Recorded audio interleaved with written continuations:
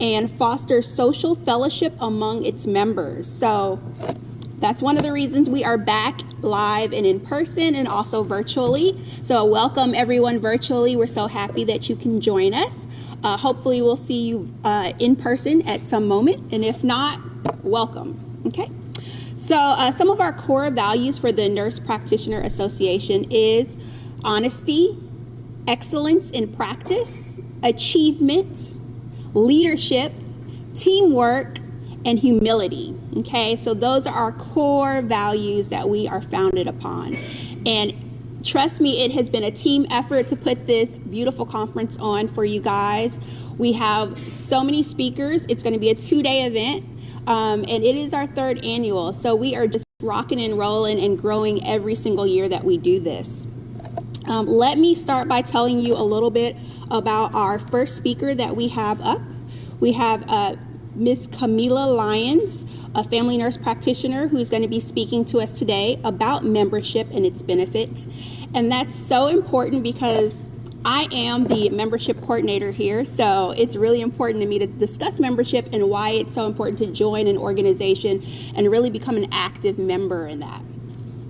So Miss Camila Lyons, she dared to defy all the odds. She was born and raised by a single mother in Livingston, Texas. She is the youngest of 4 children, in which she was the first to graduate high school and go to college. She was determined not to become a statistic and had a dream to become a nurse. She joined the U.S. Navy, and in 2004, Camila lost her sister and mother, which propelled her desire to educate people about health issues such as diabetes, hypertension, renal failure, HIV, and AIDS. She stepped into nursing as a CNA in 2005, and then in 2006, she attended the Medical Careers Institute in Norfolk, Virginia, and became a licensed practical nurse. In 2011, Ms. Camila obtained her RN from Lone Star College System, and in 2013, she earned her BSN in nursing from the University of Houston, Victoria. In 2019, Camila reached her goal to become a family nurse practitioner, obtaining her MSN in nursing from Prairie View A&M University. And Ms. Camila is like so many of us who have taken so many steps to become a nurse practitioner, and her journey is so important. So we're going to hear about membership coming up next. Thank you.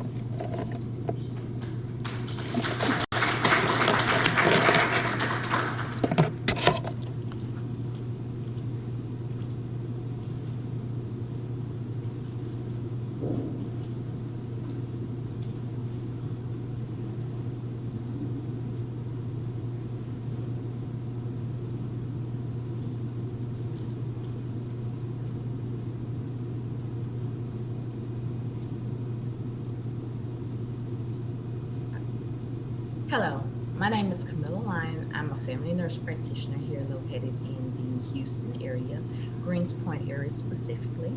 I originally started my nursing career as a CNA. I became an LVN, RN, and then RN BSN. Then now I'm a family nurse practitioner. Today we'll be talking about membership and membership benefits.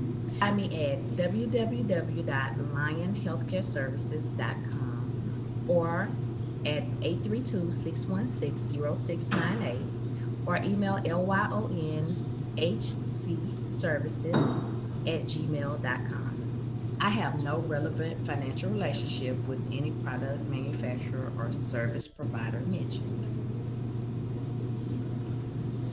Objectives of today. The leader will understand the benefits of joining a professional nursing organization. The leader will be able to describe advancement of the nursing profession and policy engagement. The leader will be able to identify vision, core values, and mission of the National Black Nurse Practitioner Association. The leader will be able to describe the benefits of becoming a paid member of the National Black Nurse Practitioner Organization. As a nurse practitioner, we know that education and learning is a continuous part of our everyday lives. Joining a professional nursing organization gives us the opportunity to continuously grow and learn from our peers. Many organizations offer certification programs also. To continue your education, many professional nursing organizations provide opportunities for scholarship programs. Networking. When joining a professional nursing organization, you become a member of a community. When joining a professional nursing organization, you become a member of a community of professional connections, whether it comes as providing you with a recommendation letter, job offer, or associating with a higher up.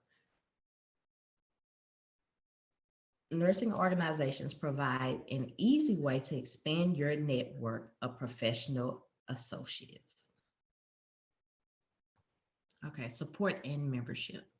It has been said that nurses eat their youngs, but we as the younger generation of nurse practitioners know that we must support and mentor our future nurses because they will be the ones taking care of us and our future loved. Join a professional nursing organization, you gain access to new options of career growth as a nursing profession. Many organizations offer educational options ranging from conventions to courses. You can meet more experienced professionals in your specific area and learn from professional role models and mentors. Leadership opportunities are open in many areas at professional nursing organizations, from doing research to writing textbooks. Socialization and lifelong friendships have been formed at many professional organization meetings. Socialization. Lifelong friendships have been formed at many professional nursing organization meetings.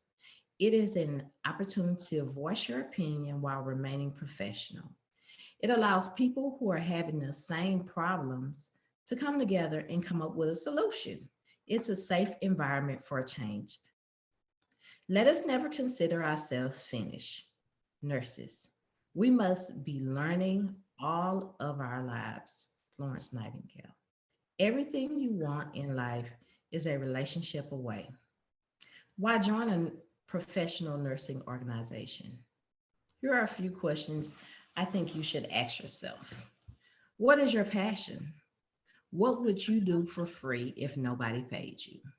What do I want to see changed in my work area? What do I want to see changed in my community? There are over 100 professional nursing organizations, and you can join as many as you want.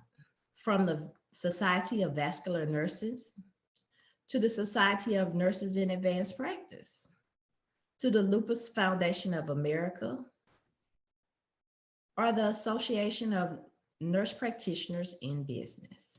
What does the advancement of nursing profession look like? It looks like the first issue of the American Journal of Nursing. It looks like antibiotics and vaccines. It looks like you and me. We are game changers. Save one life. You're a hero. Save 100 lives. You're a nurse. What does policy engagement look like? It may look like becoming more involved with your professional and specialty organization. What does policy engagement look like?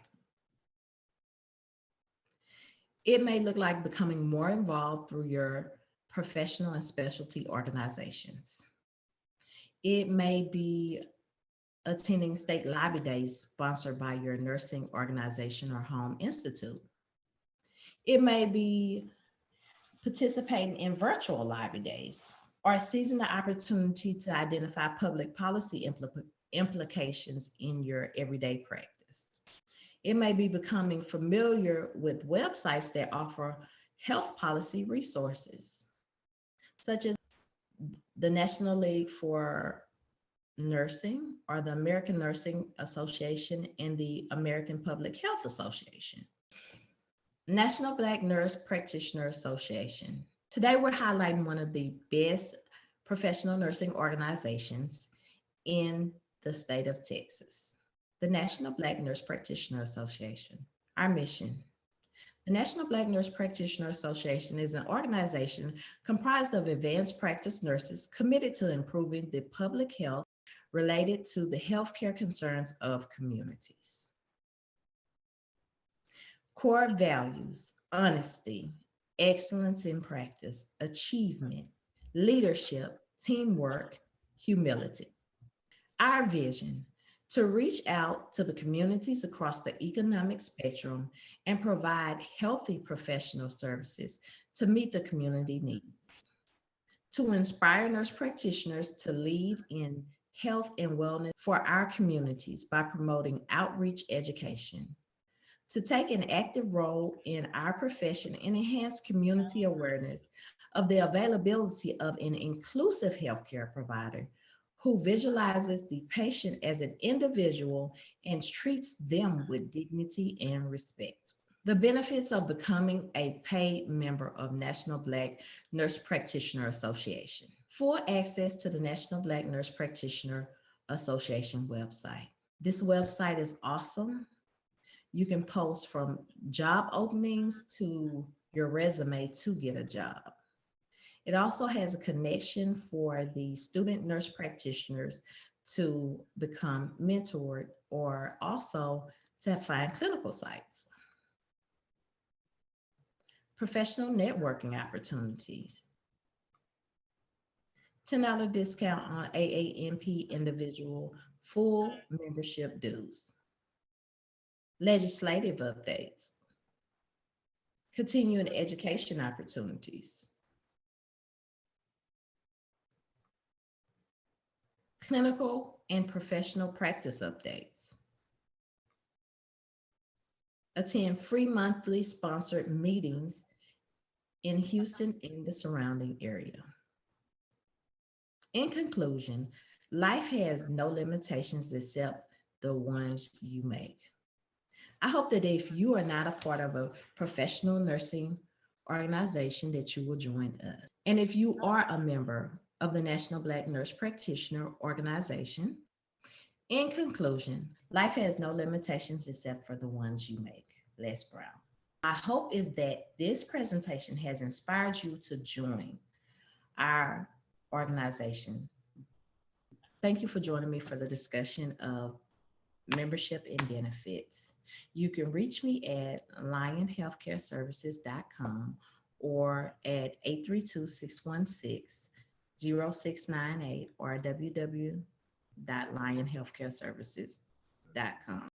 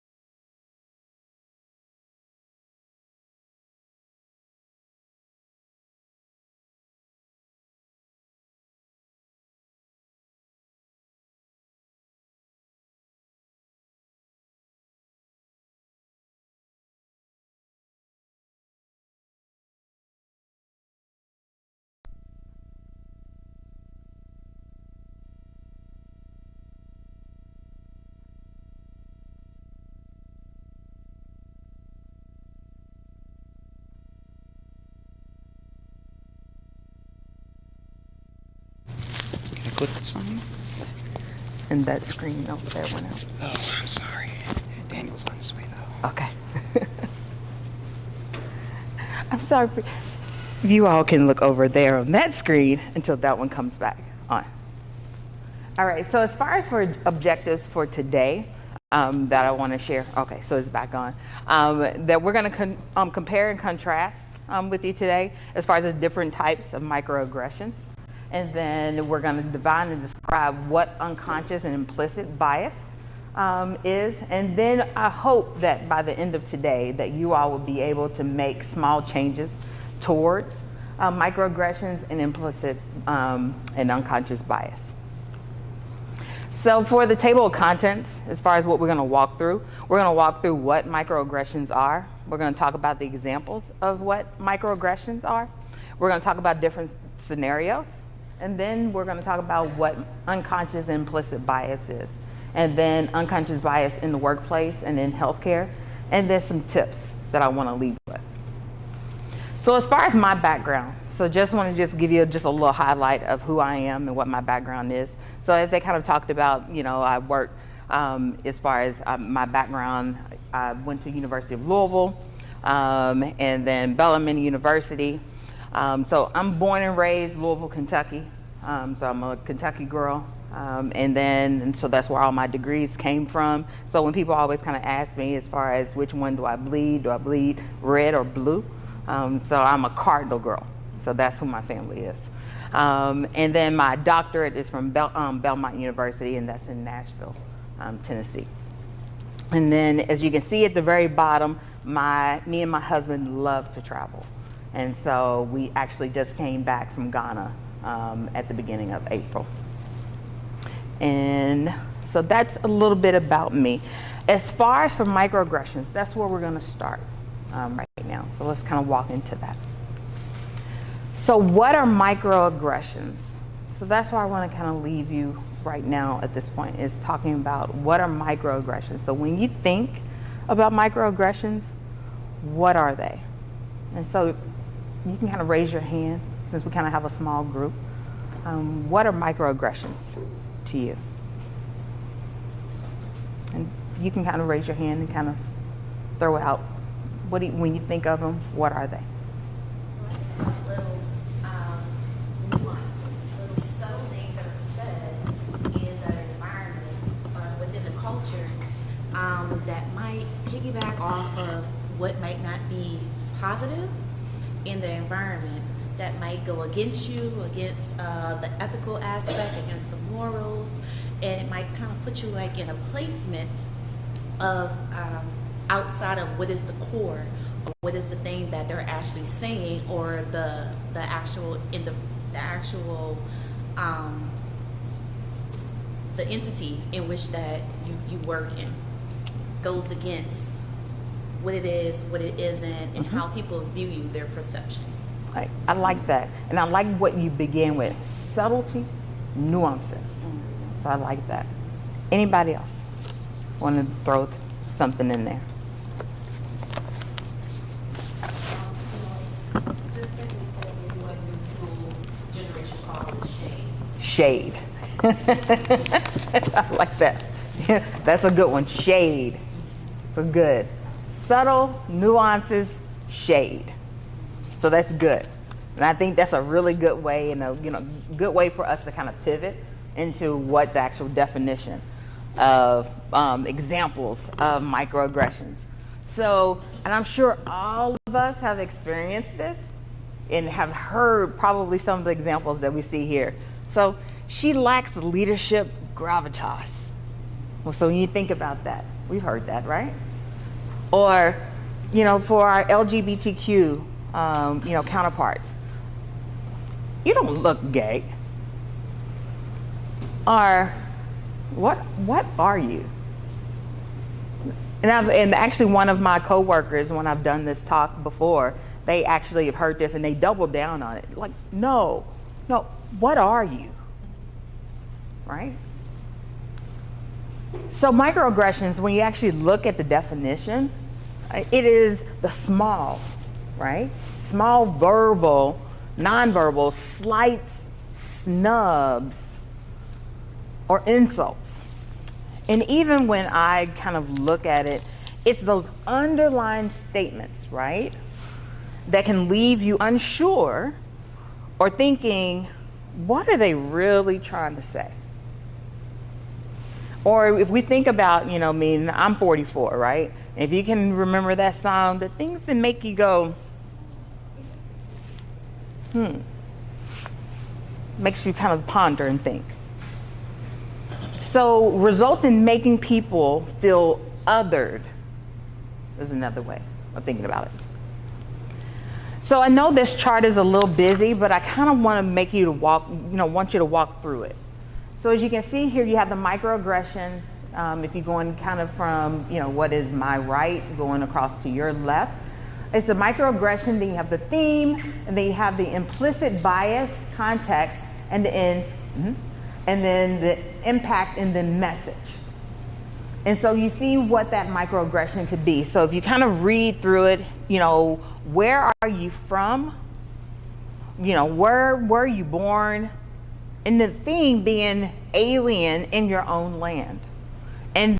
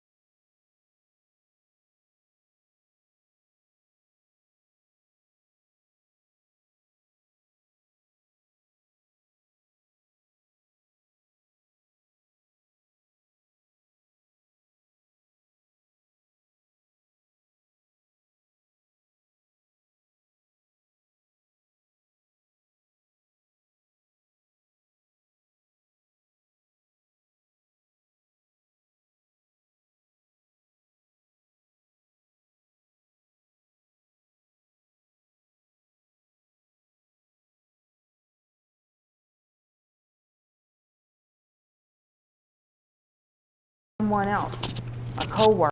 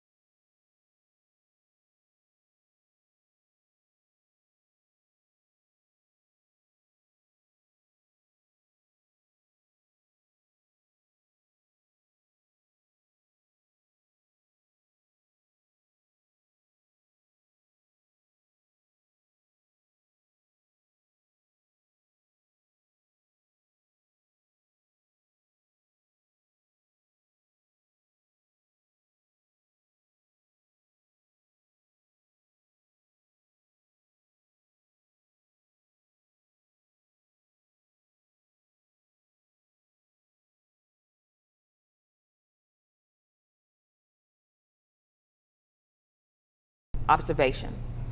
Asking a thoughtful question. Maybe asking them, preference it around, have you ever considered? So giving an alternative. It's all about phrasing when you're dealing with these kind of situations. And then using appropriate humor. So sometimes it's about how you're phrasing it with someone.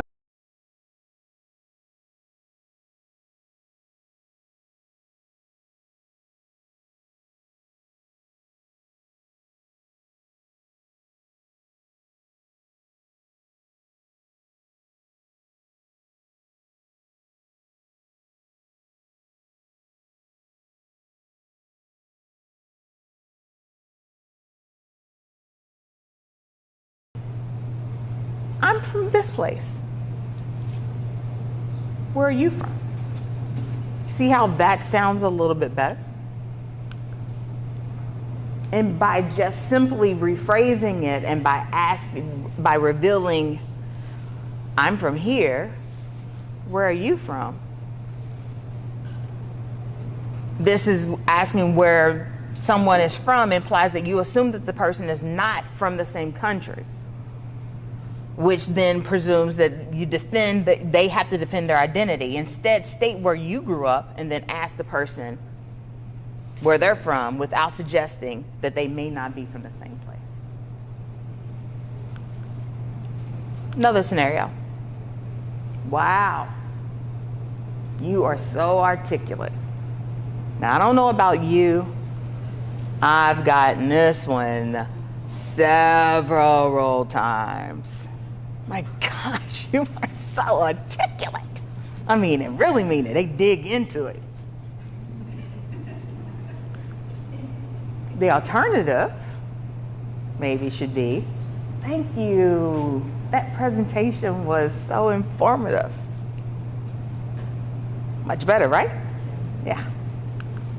Mentioning someone's ability to articulate implies, again, that you're surprised by their ability to do so, right? I don't know that that's how it comes across to me too, right? Yeah, that they're shocked that you could speak so well and use the English language in the dictionary as well. So empower others based on their talents and celebrate their wins. Another scenario, giving someone a nickname that is easier for you to pronounce. So anyone of color or an immigrant, this is an issue that has a difficult name. That's a big issue. And I have a lot of another national all the time, and I ask them, no, how do you spell your name? I take pride in learning their names. Alternative, ask them, how do you pronounce your name? So give people the respect of calling them by their preferred name, regardless of how different it may seem to you or how difficult it may be. Take the time. Work on your pronunciation over time. Even if it's a work in progress, your efforts will be appreciated. And that's what they say. They appreciate that you took the time. And lastly, you're in a senior role. And that's how they say, you're in a senior role? That's how the question is phrased. You're in a senior role? Versus, what is your role? More inquisitive. So questioning if someone is in a senior role implies you are surprised by someone's success. Never make assumptions about who might be the most senior person in the room. And so I'm going to skip past this one just for the sake of time. Conversations roadblocks. So this particular roadblock, again, what you want to make attention to is that gender differences don't matter. I view women and men equally. So this is someone that just, they have that roadblock. I don't see differences. You need to walk through that. You need to be open. That research confirms that workplaces are not, meritocracies. Gender biases, discrimination, sexism are still a reality for many women, especially women of color. Although you may have experienced these issues personally, it always is good to realize that others in your workplace may have. So it's an issue for a lot of us, especially women of color. And so even though they may not have experienced it, they need to be aware that it is an issue for others. Another roadblock, race and ethnicity do not matter in certain places. Again, these are statements that people will say, but they need to be aware that it's an issue for others. I will say something inappropriate or worse, be viewed in a negative light and not a team player. And so talking about our differences is important.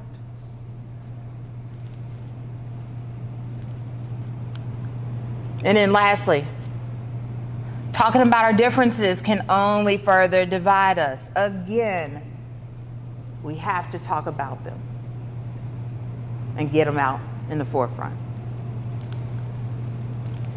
So moving into implicit bias and unconscious bias. So what are unconscious biases? What are those? So unconscious biases are thoughts, feelings that you are not aware of, that influence your judgments. These judgments are rooted in your preferences against something. So your preferences lead you to have a favorable or unfavorable bias. So what I want you to think about is think of the iceberg, and that your most important part of the iceberg is what's underneath.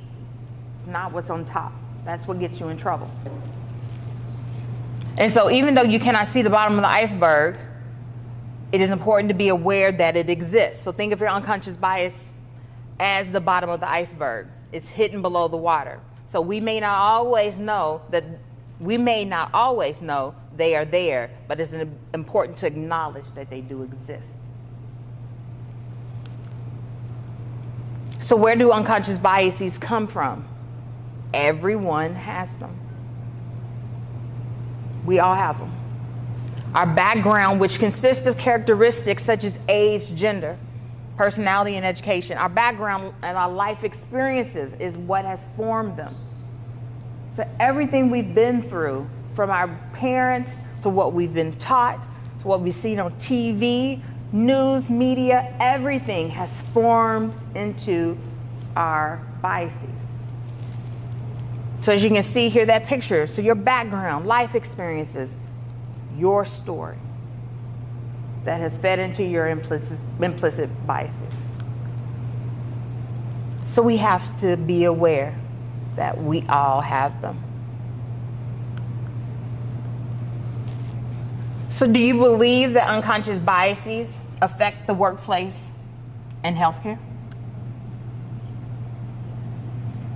I think at this particular point, we have to own that. We have to honor that and know that it impacts healthcare even now.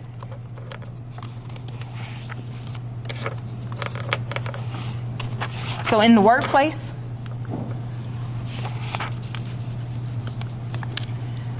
so others, as we will sometimes refer to it, in the workplace, that it tends to have a lack of access to informal networks. And when we're talking about others, we're talking about marginalized communities. We're talking about people of color. And as people of color, we fall into that category, that we don't have access to these informal networks, and that we don't have access to role models. That prevents us from having, having diverse talent in these areas. And so what is it talking about? So it's talking about navigating these unwritten rules. So when we're talking about in the workplace, we don't have access to being able to know which place, who to be able to work with, who's a good ally, who's a good, who's a good rules that we don't know about. Transparency in performance expectation. So working with our manager, knowing what is a good thing as far as in our performance, expectation when we're getting our, end of the year reviews. Again, what I just said, securing a sponsor. Who's a good person to talk to? Networking. We don't always know that stuff. Landing hot jobs. Again, what is a good job? What is the perfect job for us to be able to get?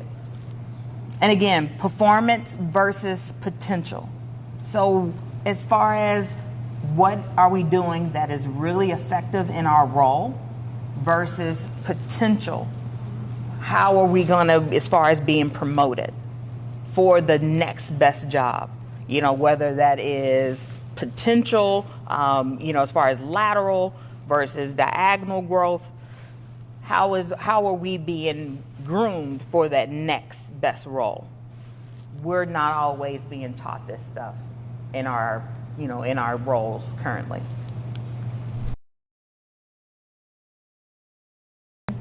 I just added that in this information in here because when we're talking about with diversity, we've been hearing this for years, long before this, new attention that has been added for DE&I.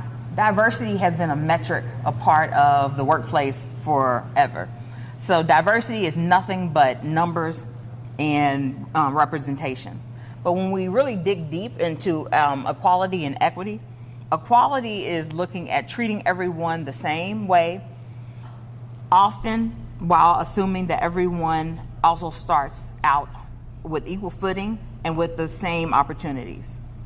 But with equity, equity is working toward fair outcomes for people or groups by treating them in ways that address for unique advantages or barriers. So sometimes when we're looking at equality and equity, sometimes what we're wanting equity instead of just equality. And then striving towards inclusion, because inclusion is then where action is going to come from. And so you can see different, infographics on the internet that'll show different things, but this is just another infographic that's out there that just talks about equity versus equality. And so as you can see here, you see where you have the same treatment, but then you see equitable treatment where then they've actually made the fence, and then they have an actual given the person in the middle. They actually gave them a box and had that person to be on the same level, and then gave the ramp to the person for the person on the wheelchair. But what if they just move the fence completely out of the way? Now that barrier is removed. So now everyone can actually see the game. Now we have fair, equitable equality across the board. The system is now broken. That's what we actually want now. So now we talk about as far as for covering, this is another way of kind of looking at things. And as far as what we actually deal with as marginalized communities, as people of color, as far as with this is what we actually deal with. We have affiliation, advocacy, and then association.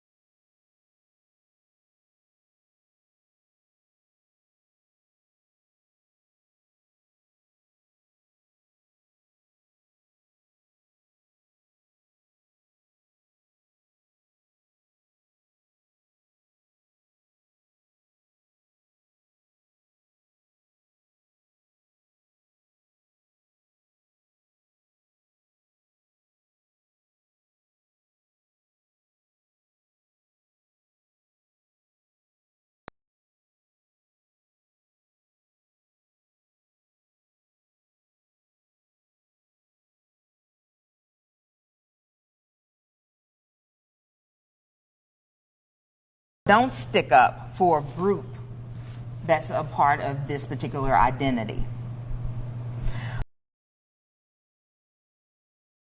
This is individuals avoid contact.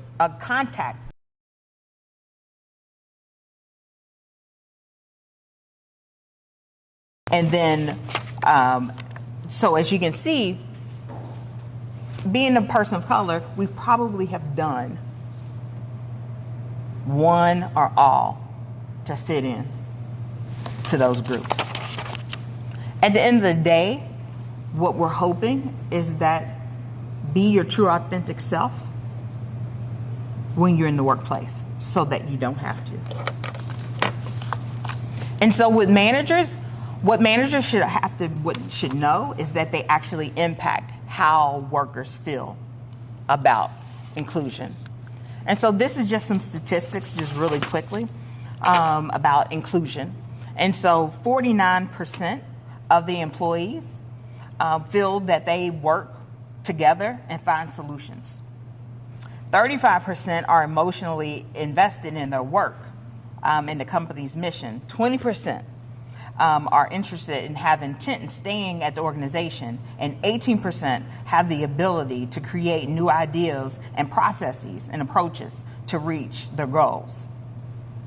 So this is what an actual manager has the ability to do to make the environment inclusive by doing these particular things. I put this in here. How many of you all have read this book? I've heard of this book. This is a book, this is a must read. If you haven't read it, I would suggest getting this book. This book is really powerful. I actually attended a webinar by Keith White. He's an executive at Walmart. Key takeaways, just to mention, is that it advances issues for marginalized groups in the workplace. And what he talked about was, one, mentoring and shadowing programs for people of color. 2, candid feedback, often and sooner, for people of color. 3, smooth onboarding and training processes for people of color. And then 4, explain the organizational culture and the rules of engagement for people of color. And then just one last thing that I will mention that I thought was just really, really good for individuals that are part of like talent and acquisition, is that they talk about that, I can't find good candidates, for, people of color, we just can't find them. And one of the things that he said is, where are you looking? He's like, and so the analogy that he gave is that if you only fish in a goldfish pond and you're expecting to find something other than goldfish, then you've made the first mistake in your search. And so I thought that was a huge key takeaway from that webinar. So some other small things to count as well is those subtle unconscious biases, especially if you are a leader, is that those unconscious biases may not be obvious, but it may also be as subtle as that mentor. So you working as a mentor and only working with your like-minded person. So maybe it may be as subtle as we went to the same school, or we may be the same sorority. So we like what we like, but those subtle things like that can hinder someone else from advancing. So just take those little small things into consideration as you're developing people. In healthcare, so the unconscious bias and systemic racism in healthcare impact the healthcare provider relationship. And so as we look through this, just know that it's still ongoing. I mean, we know that it's been going on since the beginning of time. So all the way back to slavery, but it's still going on even now. So, some of the things that we can mention is going all the way back to John Queer's experiments on the plantations, where smallpox inoculations were going on with 850 of his slaves, to the Tuskegee experiment from 1932 to 1972, to Sir Francis and the eugenics initiative that was going on with Nazis, to Henrietta Lacks. I mean, so we can literally talk about issues upon issues. And then there was actually an article that I put in here at the end that was put out in October of last year from The Guardian that talked about from oximeters to artificial intelligence, and was talking about how those items have racial bias within it, and was talking about specifically with our pulse oximeters and how during COVID, and how because of the dark coloring of our skin, and how they were misreading during COVID, and those numbers were altered. And so, very intriguing article there. So what are some necessary changes that we could be looking at to improve cultural sensitivity and awareness with healthcare providers? We could be looking at enhancing the internal motivation and so here are some questions to ask yourself that can help increase your understanding. So what am I thinking? So when you're dealing with implicit bias, this is what you want to start asking yourself. What are you thinking? Why am I thinking it? Is there a past experience that has impacted your current decision? And is our past experience applicable now or based on a past preference or bias? And then as far as for tips, be aware of your triggers in yourself and others. Remember that you are likely to favor people who are like you. Again, we gravitate to sameness. We like what we like. Do not make assumptions about individuals. Remember with communication is 90% nonverbal, only 10% of what we say. And base decisions on facts and information rather than gut instincts. I'll let you read this.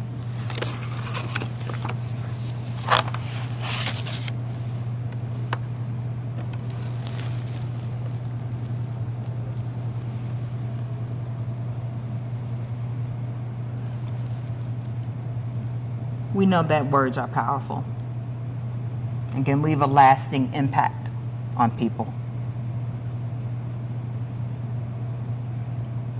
And so it can make a difference in your interactions with your patients.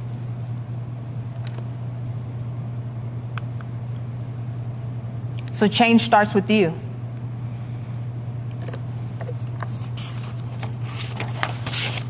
So what will you personally commit to do differently with yourself, with your interactions with your patients,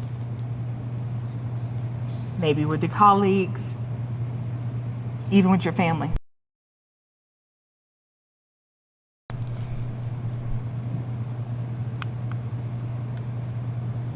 And then some action steps. So it may require for you to get uncomfortable. It may require for you to mix things up. So scheduling some time to connect about their experiences at work. So check in with yourself.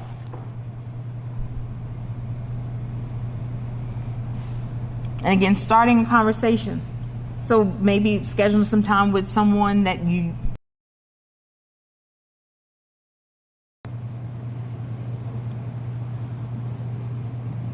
and asking them some of these questions.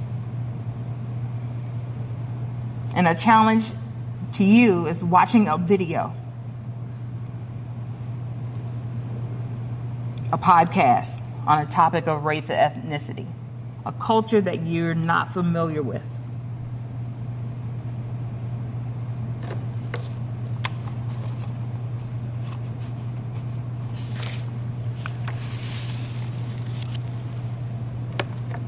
And so, I thank you for your time.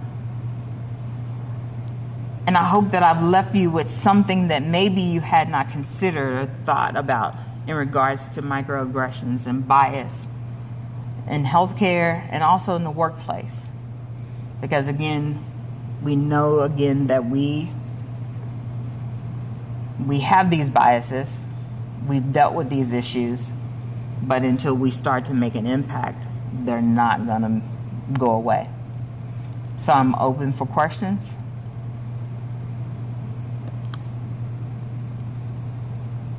And I thank you again for your time.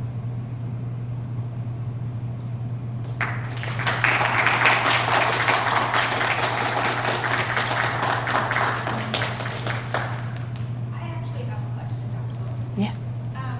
How do you get past that uncomfortable feeling or that pit in your throat that you get when someone does make a microaggression? Typically for me, it's my patients that will say something inappropriate, and then I am so uncomfortable, I can't move past it to address it. I just feel like ignoring it. If I ignore it, then I'll be better off. And then once I ignore it, I think about it all day long because that's how my anxiety works. And I'm always like, oh, I should have said this or I should have said that. I'm never ready to address it right then and there, and I hate that because I always feel like it's a missed opportunity. Mm-hmm. Thank you for that question. And I think we can all, feel that and have been in those scenarios when, a patient, colleague has said something, and that rush of adrenaline, kicks in, and we're like,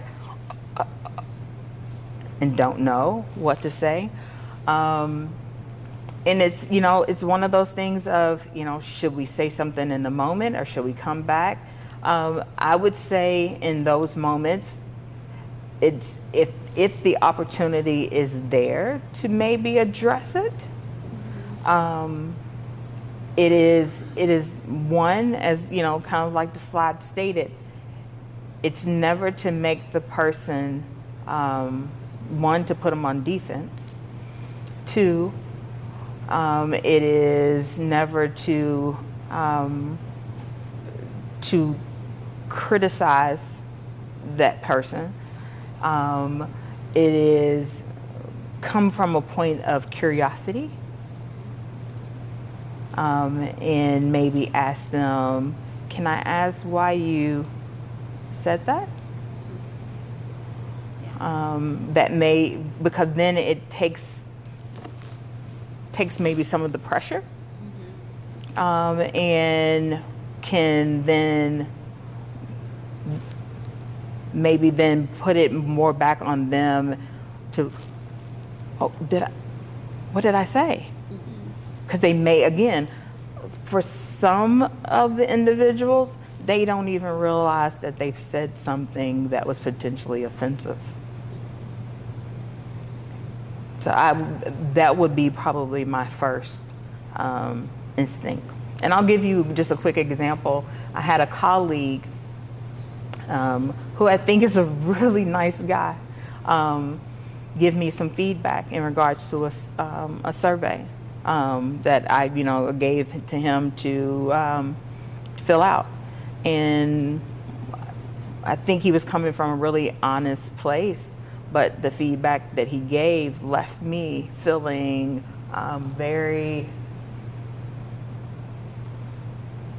it left me feeling, it had me take a step back, and it left me feeling like I didn't know how to take it. And so I waited. I didn't address it immediately because I didn't know how to address it right then.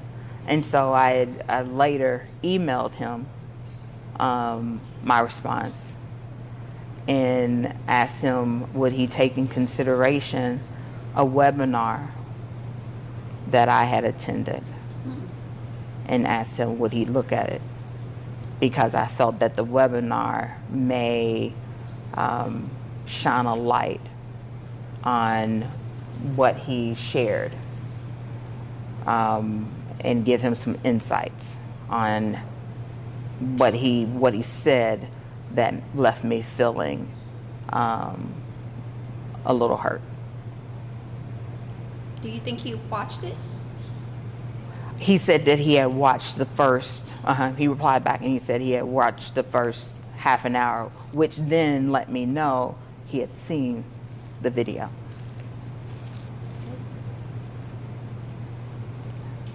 have a question. How long is too long to wait to address it? Sometimes you have just the opportunity as a patient, if you see maybe once every 6 months or once every month or whatever. How long is it too long to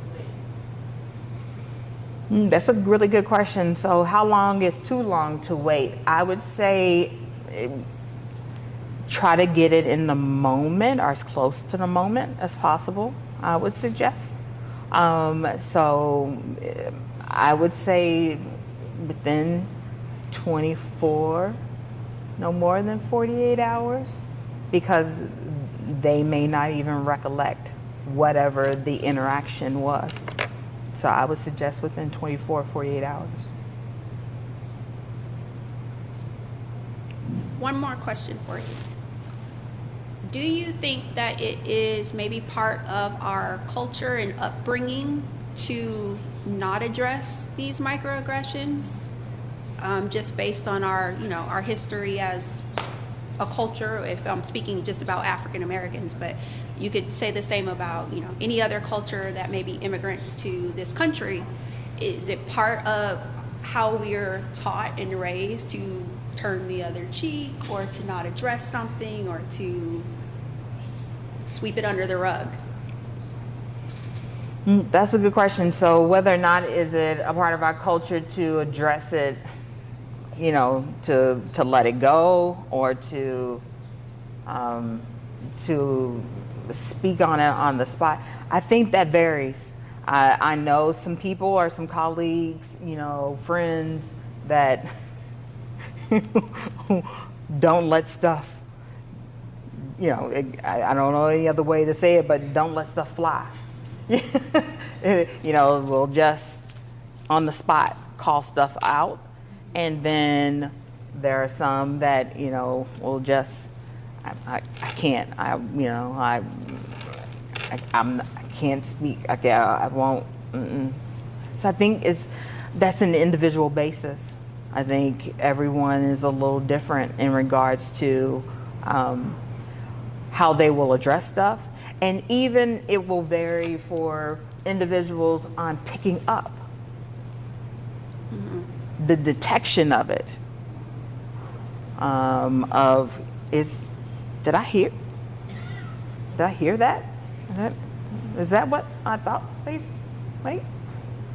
Yeah, I mean, just, friends, even the conversation with me and my husband, we'll have conversations about, different things. And, I'll pick up on stuff that he didn't pick up and like, wait, babe, no, that's not okay, And there's been times where he'll pick up on stuff where that wasn't okay.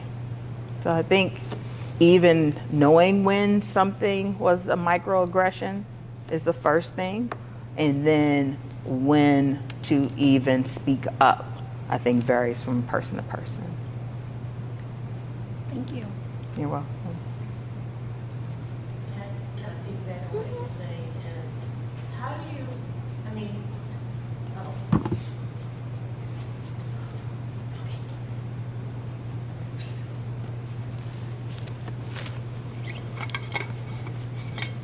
Okay, so how do you know, like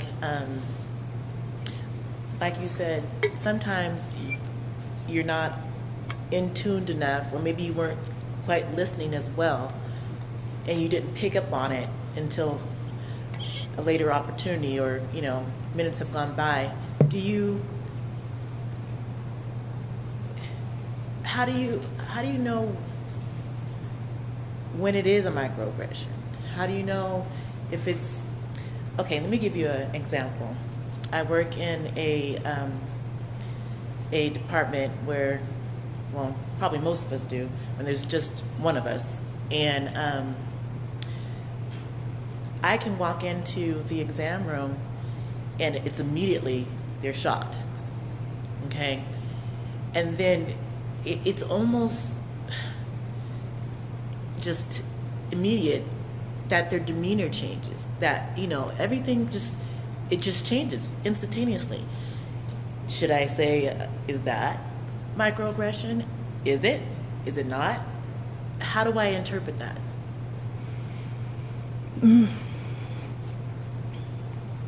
I mean, I think we've all been in those environments where their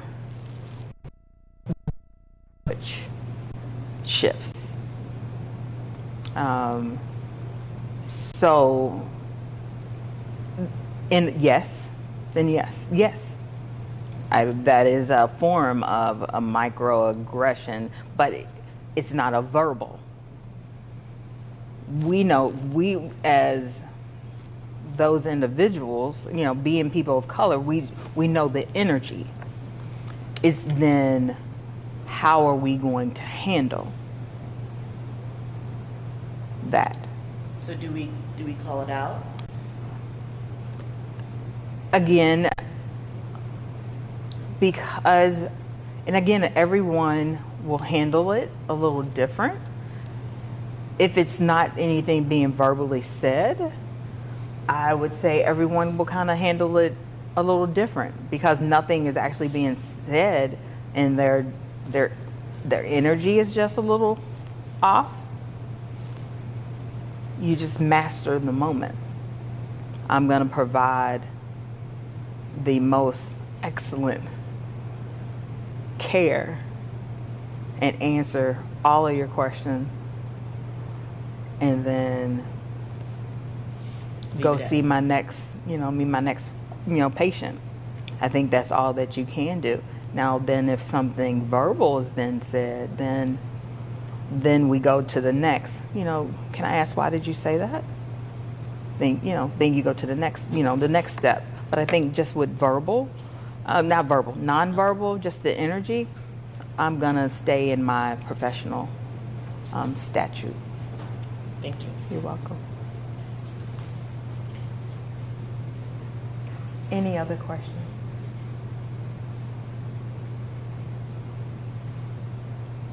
Again, this has been wonderful. I appreciate your time. And I'll see you if you come to the networking.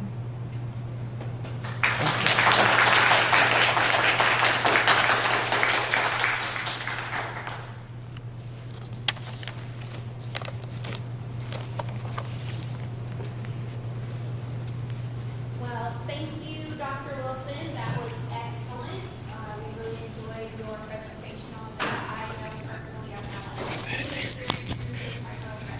That wasn't a microaggression. I know when patients, for me personally, when their demeanor changes, it's a nonverbal demeanor. They get a little bit uncomfortable. I always tend to become more professional. I don't know why. I just suddenly, there's no extra humor, small talk. It's just all like straight facts. I'm super professional. I'm here to do my job. And, until your energy changes, mine doesn't change either. I'm always like on guard, but that's just me personally, because I don't know. So another thing that, as far as microaggressions that I know I have to work on is, I work at a CVS Minute Clinic. I'm a nurse practitioner or provider for them. And oftentimes we do our own registration for a patient. So whenever I'm registering a patient, I always notice their gender, of course, when I'm taking someone in. And I've had patients who come in, their gender is unknown. And sometimes when they're unknown, it's like a mistake, like they didn't mean to put it. So I have to clarify and make sure I'm understanding what they want to be addressed as. And I need to personally work on learning the terms and words that I want to use when I address them or ask questions. Just because I had one patient and she was clearly, a female patient. There was there wasn't any question. I knew for a fact just by speaking with her that she was female. So I was like, oh, you have two accounts because one of your accounts says unknown. how would you like to be addressed? Are you, and I knew when I said, I was like, are you male, female, how do you, which one? And I just felt so stupid. I was like, she was like non-binary, and I was like, non-binary, those are the words, that's the term I should have said. That's what I should have said. Why didn't I say that? And I'm always one of those people, I'm open for everyone. I consider myself to be very liberal, and I don't judge anything. So I knew it wasn't coming from a place of ignorance. It's just I haven't taken the time to learn the wording or figure out how I want to ask that question. And so I immediately felt bad, and I apologized. I was like, yes, non-binary, I'm sorry, I should have said that. So I don't know if anyone else has had those issues with addressing patients who have different gender identifications. You have? You want to speak on it a little bit?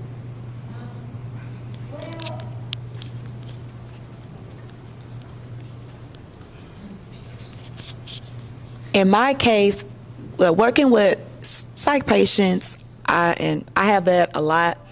I'm from Mississippi, so I'm used to saying ma'am, sir. So I noticed that I have to be aware when I have, cases like that, because I did that before, just because, like a hospitality thing, that's what I'm used to.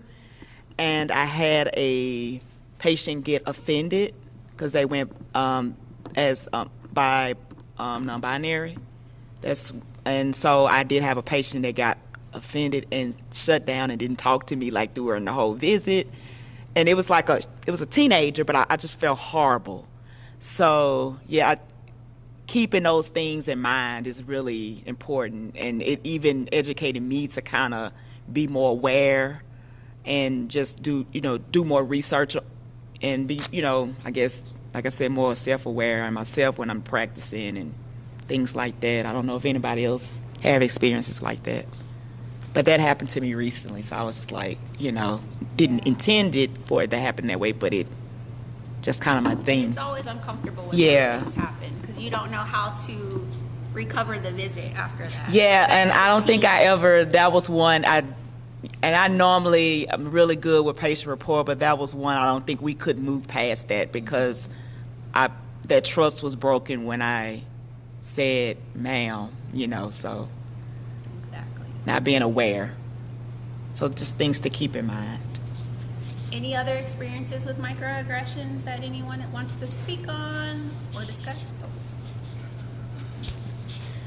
Being in the South, when you work with elderly white people, they will say something like, "You're a good little nigger girl, good little nigger girl." And so I politely turned to the lady and I said, "I think you mean that as a compliment, but that is not something that you say to a black person." And she thanked me, so I addressed it at that time. Good. Anyone else? So for me, most recently, a microaggression, I was in, I guess you could per se, a board meeting with some other individuals involving payments of services. So basically, the amount that needs to be paid for a service that needs to be provided. However, the money was not provided for the service. So we are actually in the meeting with several people at a very large university. And so we are reviewing, this should have, been paid here, or why we're not receiving reimbursement for this. And then someone says very kindly, "Well, we understand you need the money."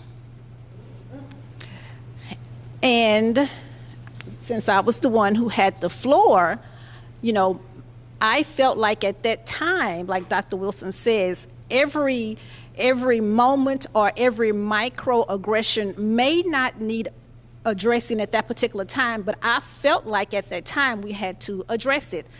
And so basically what I did is just kind of rewinded it to that person. As you may know, I am a non-paid employee dealing with this particular situation, so I don't need the money. However, as you are aware, we do have several employees that you have agreed to pay, so you must pay us that amount. So basically, I turned it around, but it was said, oh, we know you need the money. So microaggressions are there. Thank you for that. Thank you. Okay, so if no one else has any more discussion topics on microaggressions in healthcare, I'll just tell you a little bit about, due to some technical difficulties, you'll be able to see the membership part of our presentation tomorrow. And we will let you know exactly when you'll be able to see that.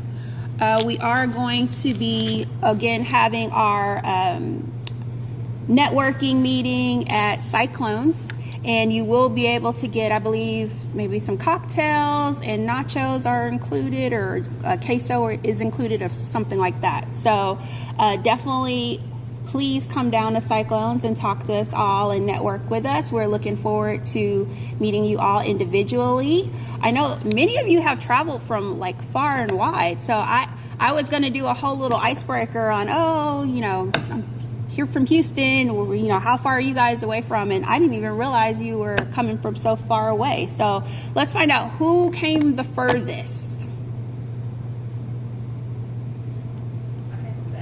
Dallas. Okay, that's our sister city, one of our sister cities. Hey, Dallas, D-Town. Anywhere? Yes. Oh, I think she got you beat, Dallas. That's like on the... Oh, yeah. That goes that way, but that's a long drive that way. I think we might hit Wisconsin before we hit California. Okay, well, drink on me. California. Where from California are you? So, most people know like the Bay Area. Okay. But I'm actually south of the Bay Area in a little bitty city that probably has less than 1% African Americans. Oh, wow. And so, Okay. Wow. Instantly when you said that, I was thinking like the OC. I don't know why Real Housewives popped in my head. You're not that far south. Okay. Gotcha. Okay. All right. Let's see. I was going to say something else for tomorrow. Any other things that we need to discuss, housekeeping things that we need to discuss? Oh, if any of you were interested in starting a chapter, since you're coming from further away, you can go to our website to register for that if you're interested. I believe it's www.enp.nbpa.com. So you can register for starting a chapter. We love new members. Definitely, we love some new leaders. We love some new speakers getting involved and coming on up to work with us. So that would be exciting. Again, I'm the membership coordinator, so I'm going to coordinate. Any other questions? I think that's it. Oh, yes, ma'am. I came in late. I just wanted to meet everybody. Can we play Pass the Mic? Yes, I'm all for a pass the mic moment. My name is Brittany Chambers, family nurse practitioner with the organization and membership coordinator. And let me see, I don't know if I can actually pass this mic. There is a mic somewhere around. But we'll start at this table here with our lovely speakers. And we know Dr. Wilson. And I know in my bio it didn't mention, NBNPA, but I am a wonderful member of the organization as well too. So. Well, great. Thank you. Happy to hear. Hello, I'm a board. I'm a family nurse practitioner, psychiatric nurse practitioner, back in school, and I'm one of the speakers as well. And I am a member of the organization. I've been a member now, I think about 4 years now. So, I think you know everybody though. But nice to meet the ones I don't know. Hello, my name is Courtney Matthews, and I am a family nurse practitioner. I'm also currently in school pursuing my degree for a psychiatric mental health nurse practitioner, and I will be done next month. So, Oh, congrats. That's awesome. and I'm specializing in addiction medicine. So, thank y'all. Nice to meet you. Much needed. I'm Carmen Gilmore. I'm a new NP currently interviewing and looking for a job. Okay, Carmen. Welcome. Family nurse practitioner. Here in Houston. Houston, Atlanta. Wherever there's an opening. Dr. Weber, your table's next. Hi, my name is Sheila Weber, and I serve as president of the organization. I am also a founding member, and I'm a nurse practitioner, and I work at VA.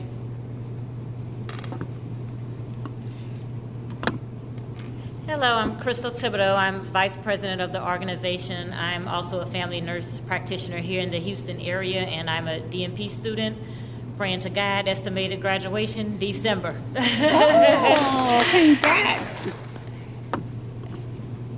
Hello, everyone. My name is Nikki Greenaway. I'm a family nurse practitioner. I just moved to Houston last summer. I have a private practice where I do maternal health, postpartum house calls, and things like that. Welcome. Hello, I'm Kenitria Woodard. I'm from Dallas, Texas. I've been a member for a few years. I've been hiding in the shadows, so I decided to come up and introduce myself. And so I mostly work in internal medicine at nursing homes and rehabs and stuff like that. So Well, I've been welcome. a nurse practitioner for a few years now, so excited to be here. Thank you. Come out of the shadows. Join us.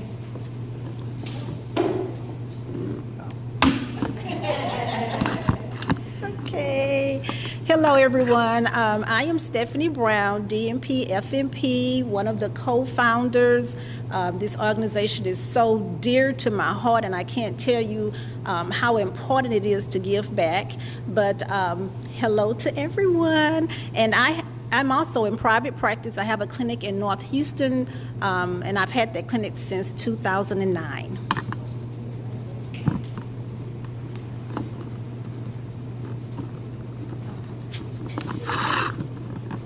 Okay, hi, my name is Suzellen Jones. I'm from California. I am a family nurse practitioner, and I am also a student getting my DNP, and hopefully will be done in October of this year. I currently do occupational health and workers' comp, so hopefully I'll be moving on soon. Congrats. Hello, everyone. My name is Shirley Morake-Murphy, and I'm an adult gerontology NP. I work at a primary care clinic right now in Northeast Houston. I live here in Richmond. Right? Yeah, that's it. Thank you. Thank you. Welcome. Hello, my name is Arnelia Pearson. I'm a family nurse practitioner. I currently work in OB-GYN services and reproductive sciences, and I will be completing my DNP in August of this year. Oh, congrats.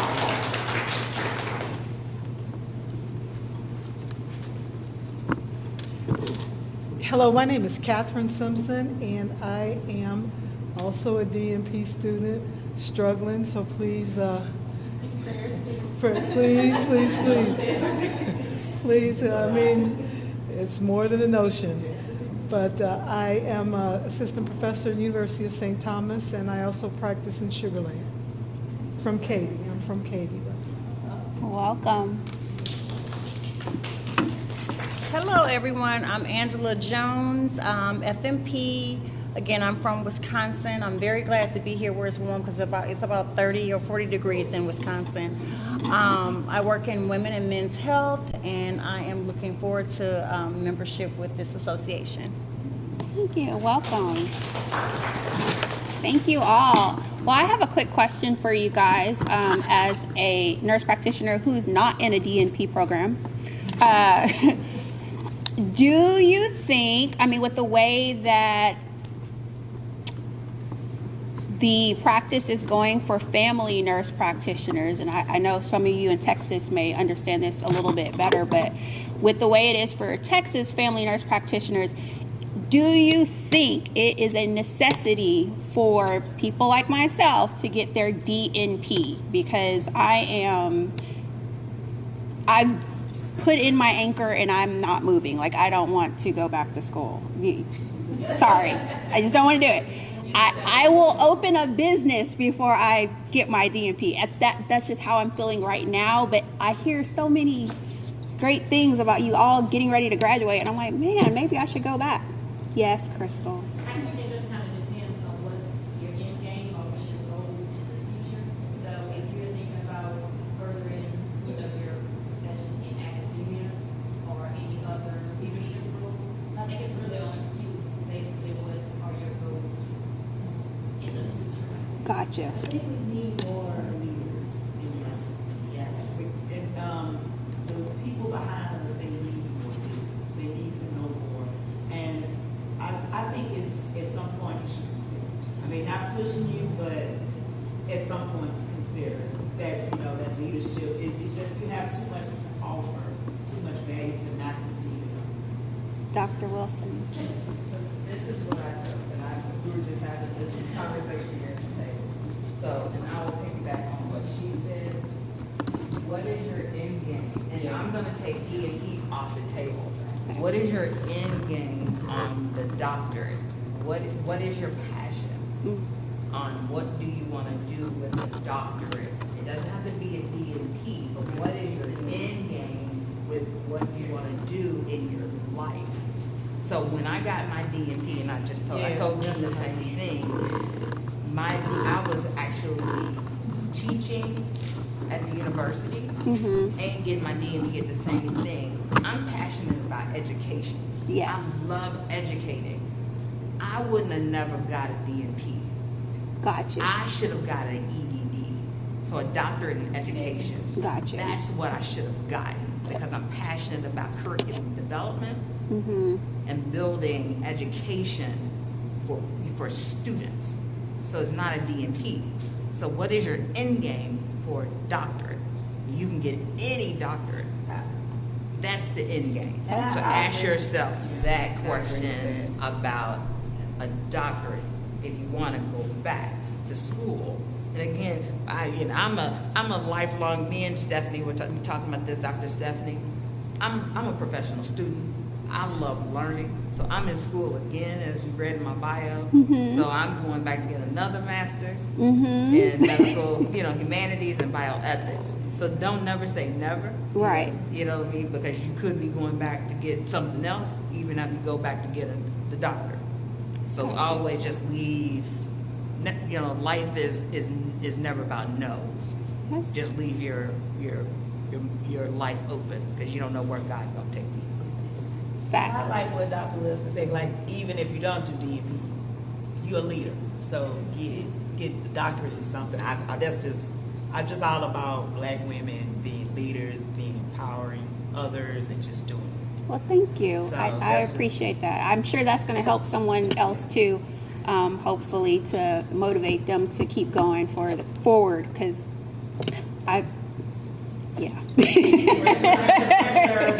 pressure. Very much pressure. Yes. I think that we also need to mold people are like doing business. It doesn't have you don't have to do education. Have your own business and grow from there. That's a good idea. That's actually something I hadn't considered. Yes, true. Actually, when thinking about moving forward in my own career personally, I was like, oh, do I really want to be in a clinical setting? I come from ICU, so my patience is short and I don't like communicating that much. And I'm like, well, why did I go into FNP? So I'm like, maybe I should be doing something behind the scenes. So I do really like educating, and I do really like business, and I like actually speaking to colleagues more than I like speaking to patients. But anyways, enough about me. So Okay. This may be telling my age a little bit. I'm only 1 day over 21, in case you're wondering. Okay. 1 day. So for me, I don't know if some of you guys, Dr. Wilson and others, maybe Sheila, other people may remember this. Maybe back in 2005 and 2006, there was a push to have all FNP programs to transfer over to a DNP. So once you completed your bachelor's degree, if you wanted to be an FNP, you would come out with that doctorate degree. Why? Because we were putting in the time. After they did a lot of research, the amount of time that we put in an FNP program equates to several other doctoral programs. So as Brittany, back in 2005 and 6, I knew from the get-go that I wanted to be a business owner and wanted to have my clinic. So my initial reason for returning was that I wanted to ensure that I was ahead of the game. The push was supposed to take place by 2015 and 16. However, not enough of the universities were to meet that standard. So I guess it just fell by the wayside. But I wanted to ensure that if I'm going to be an FNP, and I had already obtained my FNP, let me return to school, get this DNP, because I don't want anyone coming to me and telling me, oh, you're not qualified to be a primary care provider in your standalone NP clinic. So that was my rationale. Right now, it doesn't matter whether you're MSN or you're DNP or PhD or EDD. Here with the National Black Nurse Practitioner Association, I definitely want to piggyback off of some of the things you've heard, is that we promote scholarship. We're all about ensuring that every nurse is 100% prepared to do whatever she needs to do. And it does not stop anything if you don't obtain your DNP, but just think about how much further you can become educated in developing processes and becoming a leader, in which you're already a leader. But there are so many other things that you can obtain from the doctoral program. So for me, I encourage everyone, if you have the time, because it's very time consuming, if you have the funds, at least think about it. And it's never too late. Never too late. Another question here, is anyone here actually published in any journals or anything like that? I have a colleague, she's not a nurse practitioner, she's a registered nurse, but she has her PhD. And I can't exactly remember what it's in, but she was recently published, and she's a Caucasian colleague of mine. We talk all the time, we're close friends. But I instantly, when she told me that she was published, I was like, I want to get published. I don't know why that resonated with me more than going back for a degree, but something about that made me say, I should get published. I can be published. Well, why not? So I was just wondering if anyone here was published and the process for that. If you know, maybe at the networking event I can pick your brain on the process and see if you're working on it or trying it. I am definitely interested in how that all works for publication.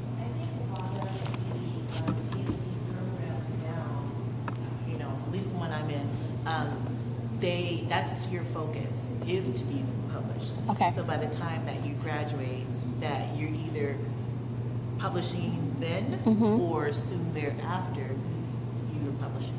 Got you. Okay, thank you. And then another question for you guys. Are any of you using social media at this time to further your practice or further your business, or is anyone making that like a focus for them? Yes. Okay. So are you doing YouTube or are you doing Instagram?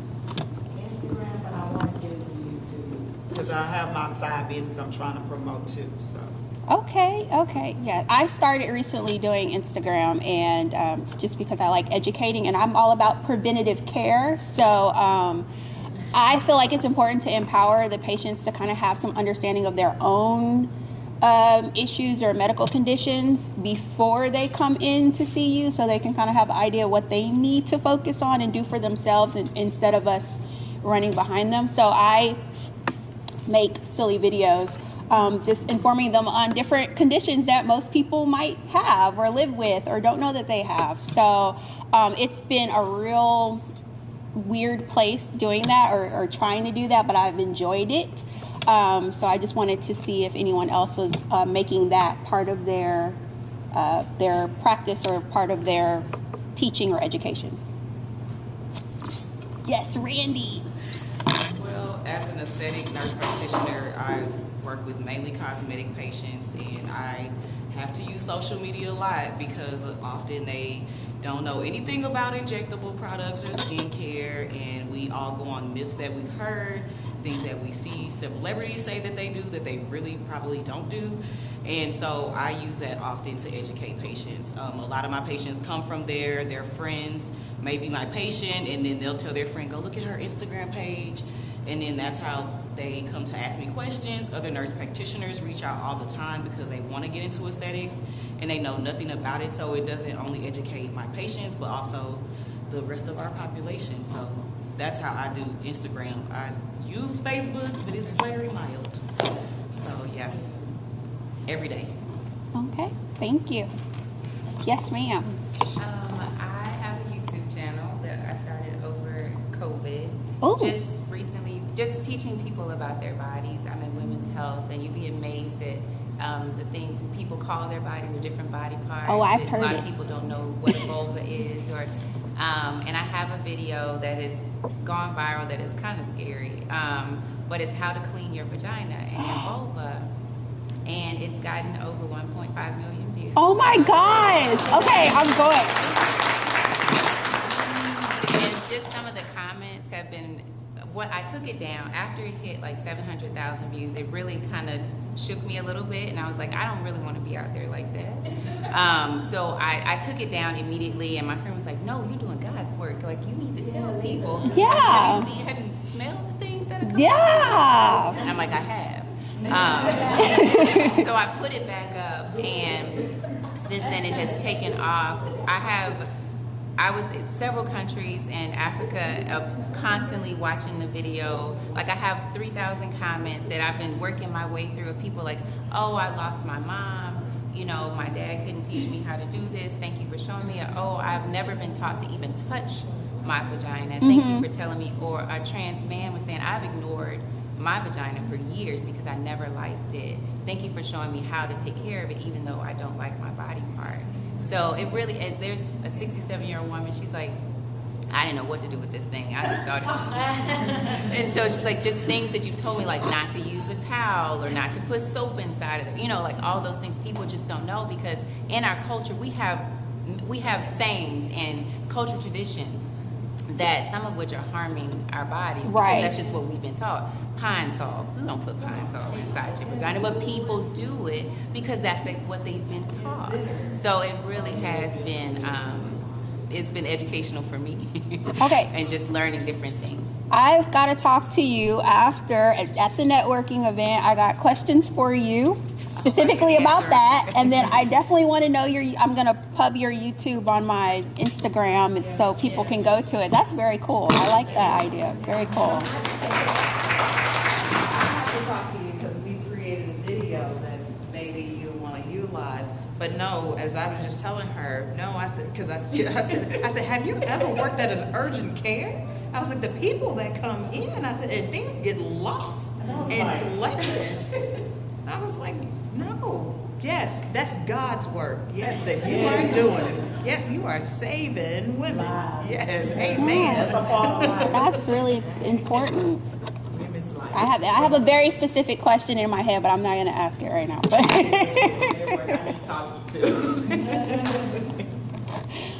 Okay, so thank you all for coming to our first day of our educational conference. It's been really eye-opening. It's been wonderful meeting with you guys. You can go ahead and go back to your hotel room, relax a little bit. We are going to be meeting at 5 o'clock at Cyclones. So you'll see us down there ready to talk and chit-chat and have a few cocktails. So any other questions, concerns, housekeeping issues? Dr. Brown? No? Okay. All right. thank you guys for coming, and thank you everyone virtually. See you tomorrow.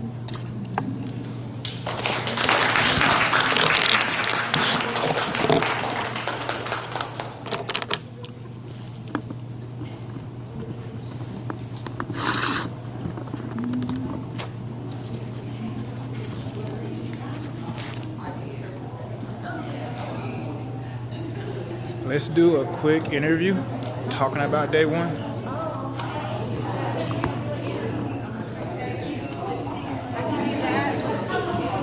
Just some trying to do content that we can take with us. Okay. Let me record. And not look chubby.